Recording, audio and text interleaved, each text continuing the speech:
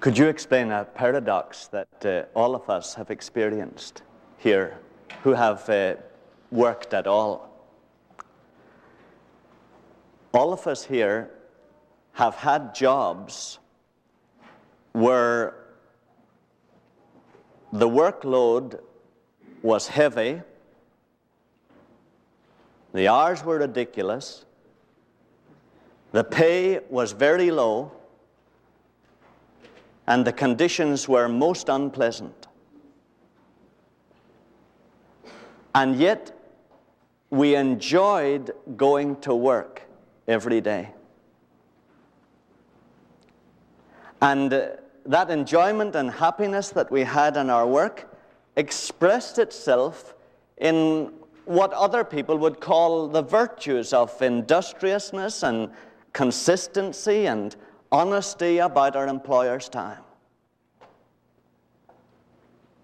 So in every way, our attitude of happiness in the work expressed itself in a life that many would say was a righteous life as regards our employer.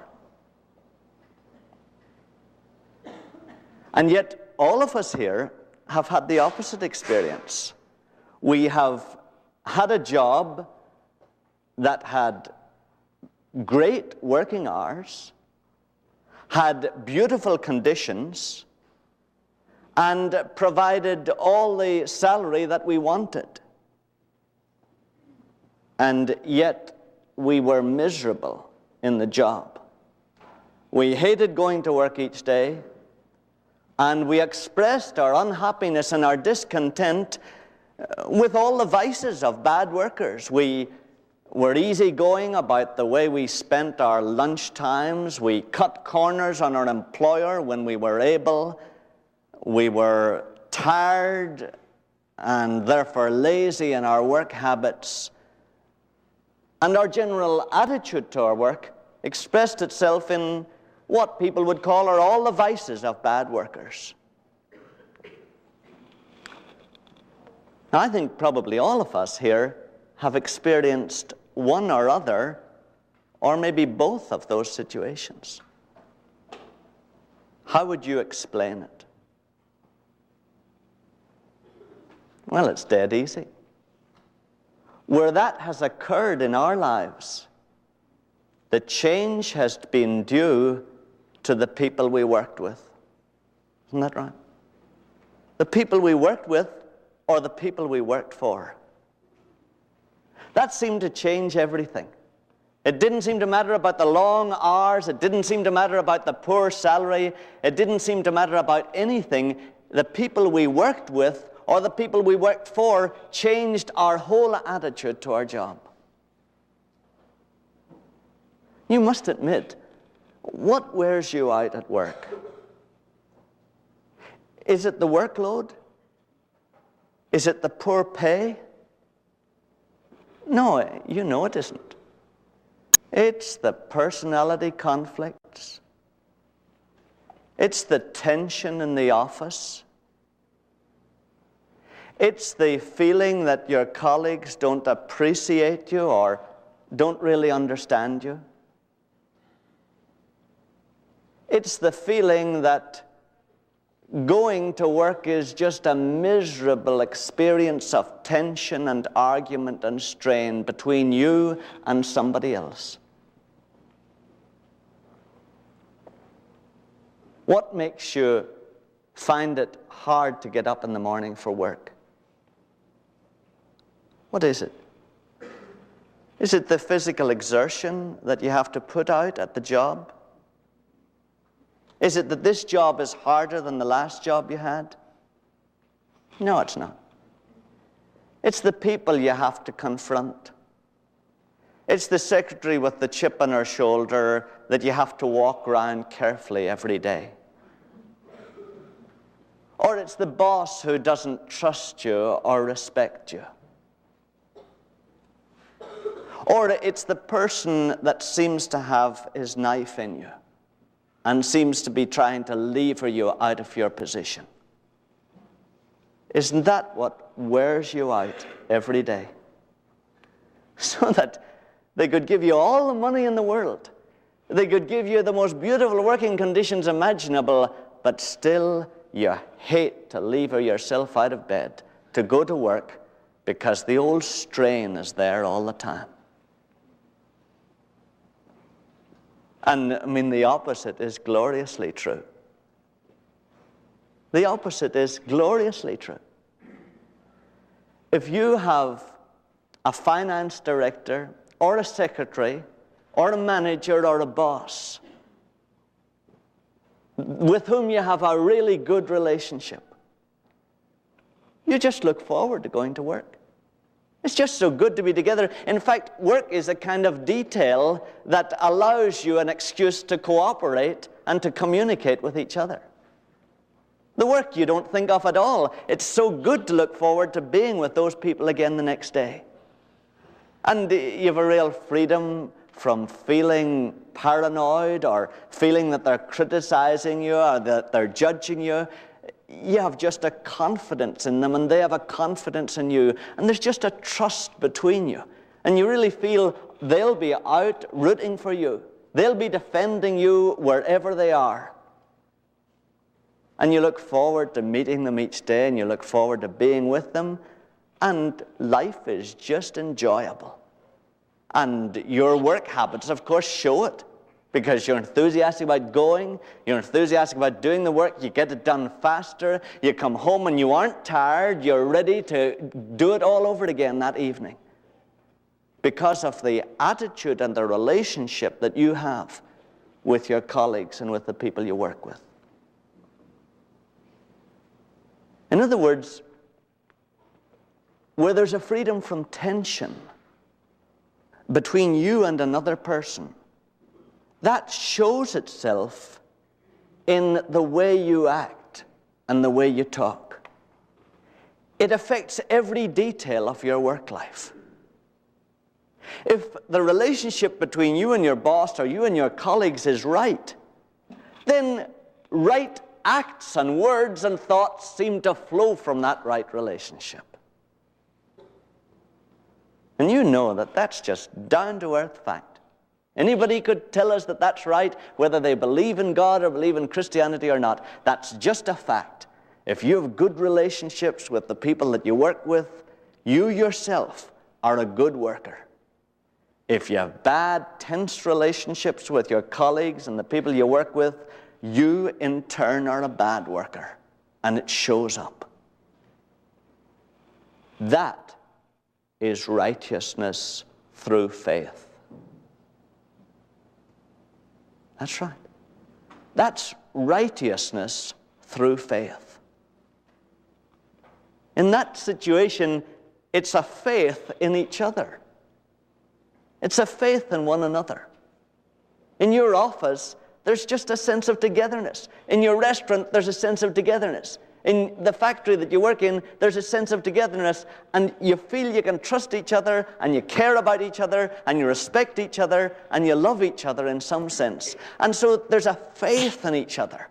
There's a sense of confidence and trust in each other, and that produces, if you like, righteousness.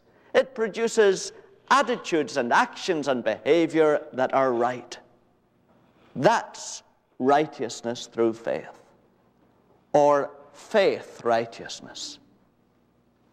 Now, loved ones, that's what we're talking about today. So would you like to look at the verse where it's mentioned? It's Romans 9 and verse 30.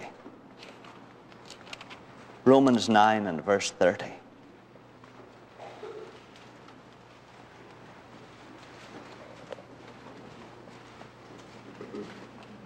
It's page 984.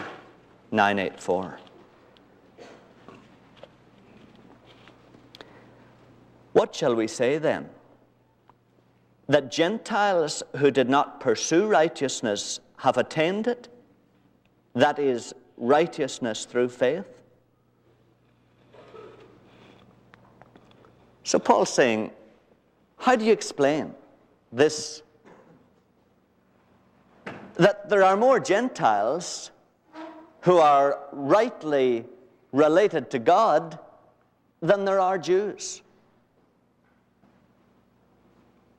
He says, God chose the Jews as the first nation to whom he would reveal himself and to whom he would explain the kind of life that he wanted them to live. Now, how come fewer of them are like him than the Gentiles to whom he did not explain these things at all? And he answers, oh, because the Gentiles concentrated on being right with God, and the Jews concentrated on trying to be like God.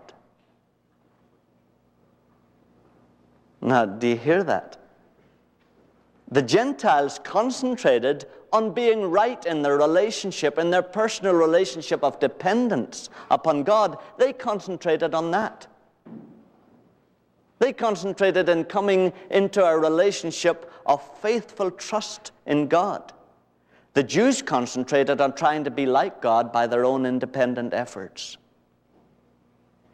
And he says the only way to become like God is to be right in your relationship with him.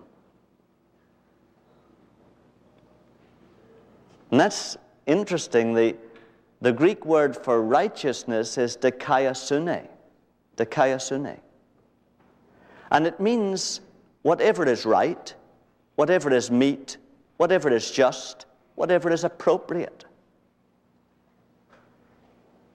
Now, what's appropriate for your attitude to your Maker?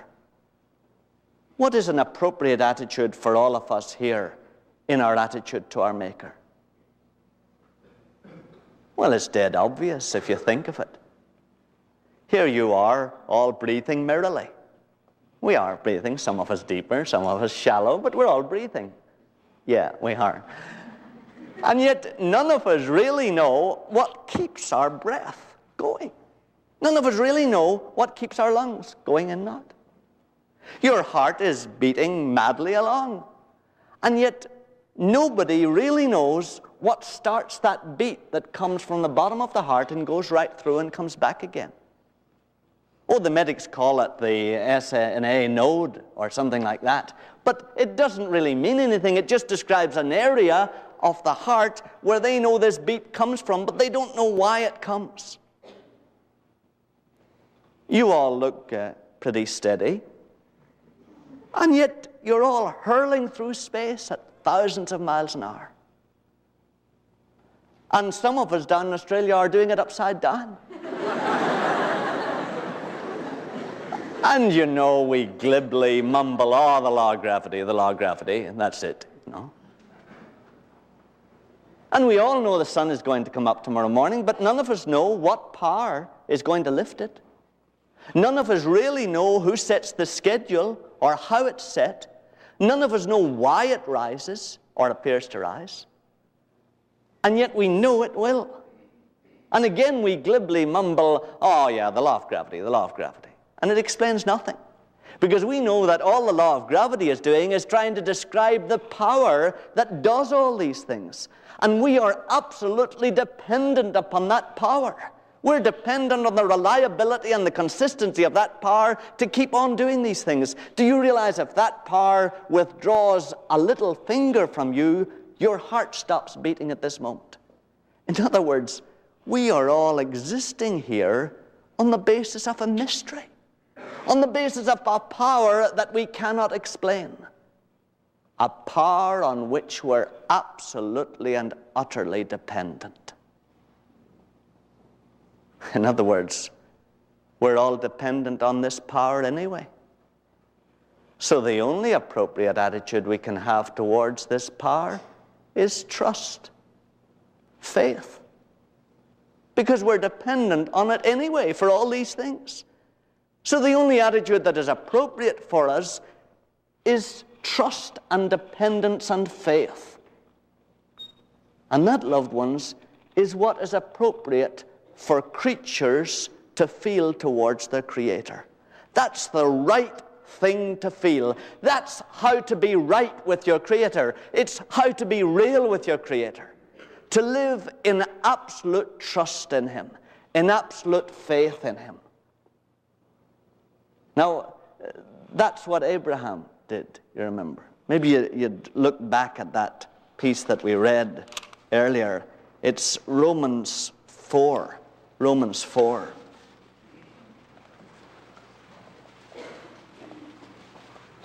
And verse 17, page 980. Page 980, and Romans 4 and 17. God gave Abraham a promise. I have made you the father of many nations, in the presence of the God in whom he believed, who gives life to the dead and calls into existence the things that do not exist. In hope he believed against hope, that he should become the father of many nations. As he had been told, so shall your descendants be.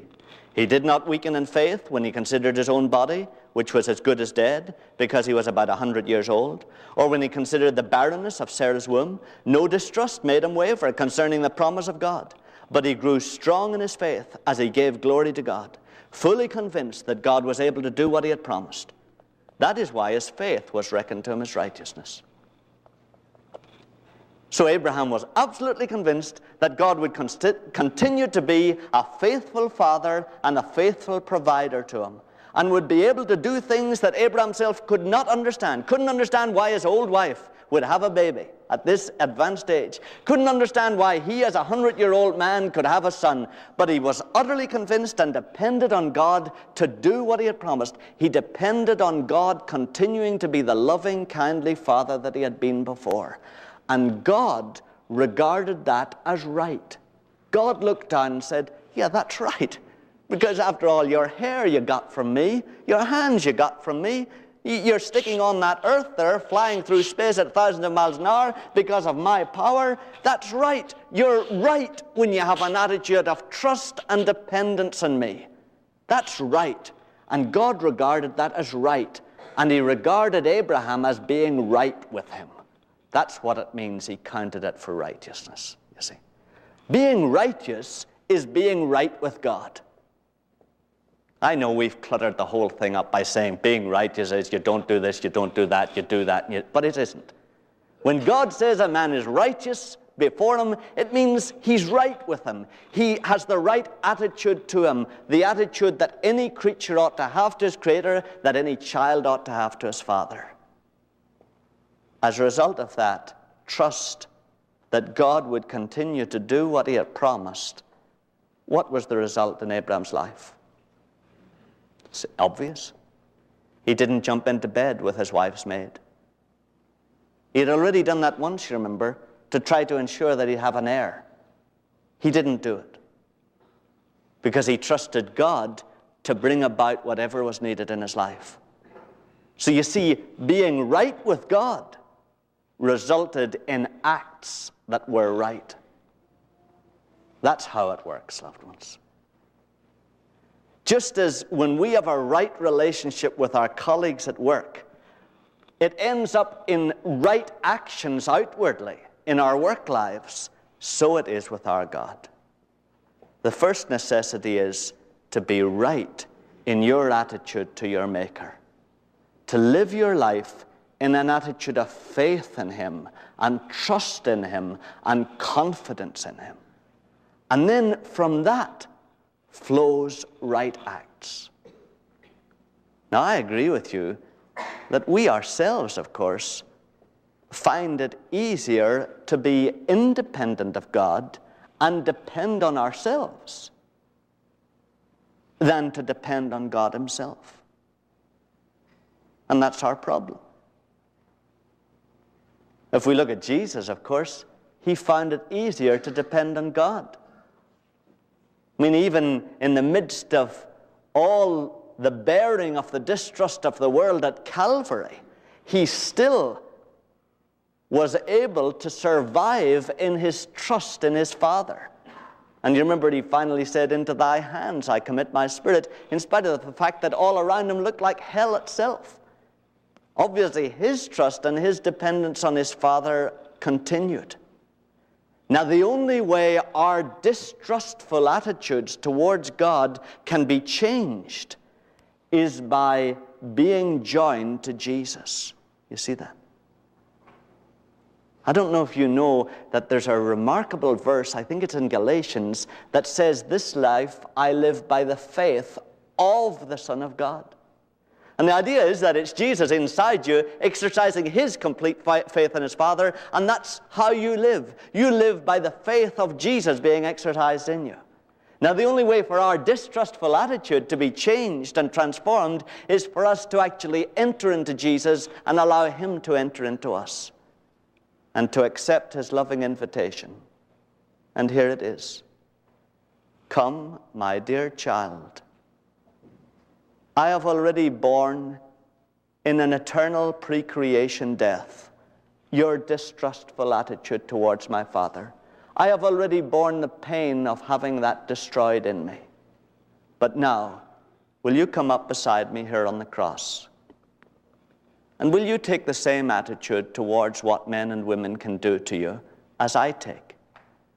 And will you take the same attitude of absolute trust in my Father that I have?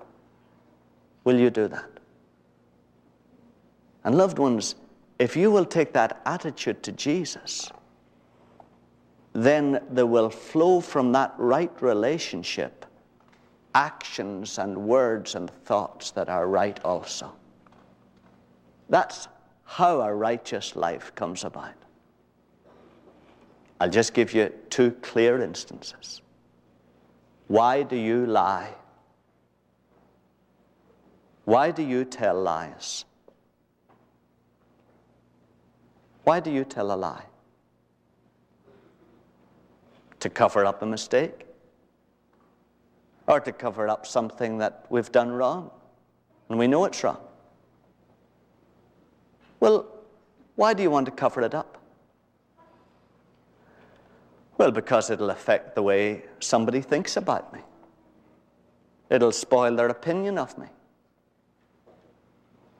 Well, why is that important? You know, I can carry on this conversation because we all answer these questions the same way. We're all the same. That's the beautiful thing. God has made us all in his image. We're all the same. We feel the same things and we think the same things. And you know your answer is, well, because it would affect either their friendship for me, so it would spoil my social life, or it could even affect their approval of me, and it could spoil my job or professional or work life.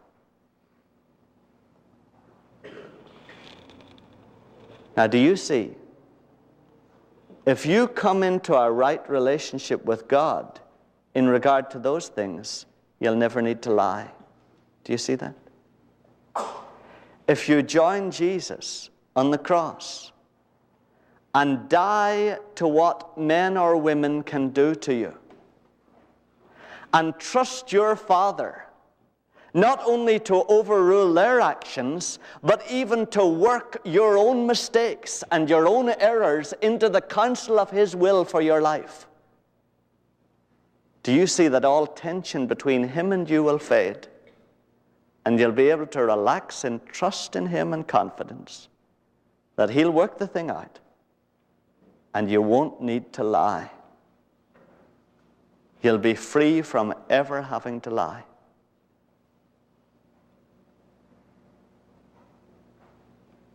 Why do you and I manipulate each other emotionally and physically? Why do we? Because I think most of us have experience of that in all kinds of nice, gentle little ways, but we do it. We pressure each other emotionally, or we manipulate each other physically. You know how you answer. We do it because there are certain things we think should happen, and we think they won't happen if these people will not behave in a certain way.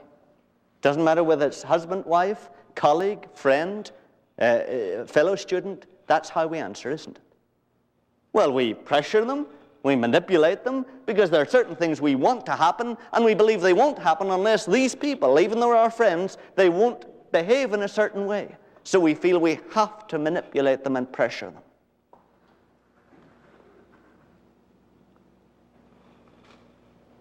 Now, do you see what would happen if you trusted God with those things?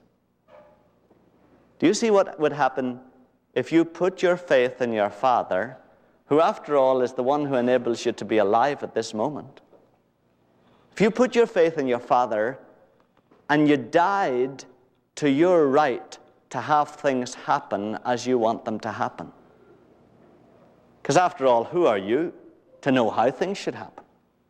He's the one who knows how things should happen. Now, will you give him his rightful place in your life, and will you die to your right to have them happen that way? And then will you trust him to bring about whatever needs to be brought about, whatever these friends or these people do? Will you? Do you see what happens if you do that? All tension is released. There's a great sense of rightness between yourself and your dear Father, a great sense of peace and relaxation, and you're able to love your friends and your loved ones as God intends. And so there flows forth from this right attitude to your Father a life that is righteous and that is filled with love and filled with relaxation and peace and faith. That's what faith righteousness is, loved ones. In other words, all unrighteousness and sin comes from our doubting our Father's love or doubting our Father's faithfulness. And all righteousness comes from trusting in our Father's love and trusting in our Father's faithfulness. And that's what makes you right with God. So you can tell right this moment, are you right with your Maker? Are you right with your Father? Are you trusting him in every area of your life that he brings to your mind at this moment? Are you trusting him? If you're not trusting him, be sure that your life is filled with unrighteousness. And you know it. Don't need me to tell you. But if you're trusting him, you know that there flows from your life righteousness and acts of love and words of kindness. Well, it's no mystery being a Christian, you know. That's what it's about. Let us pray.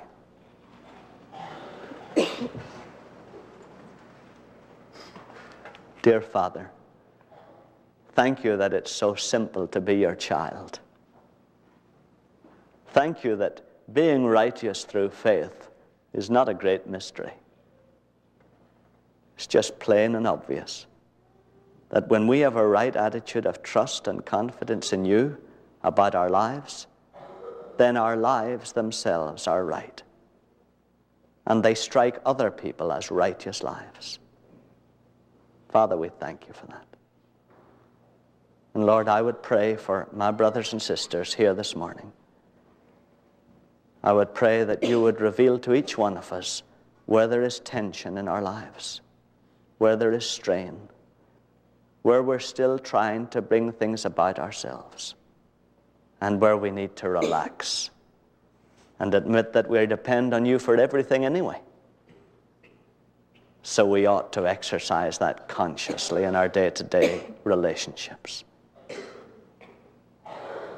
So, Father, we would give ourselves to you now so that we may be righteous through faith for your glory. Amen.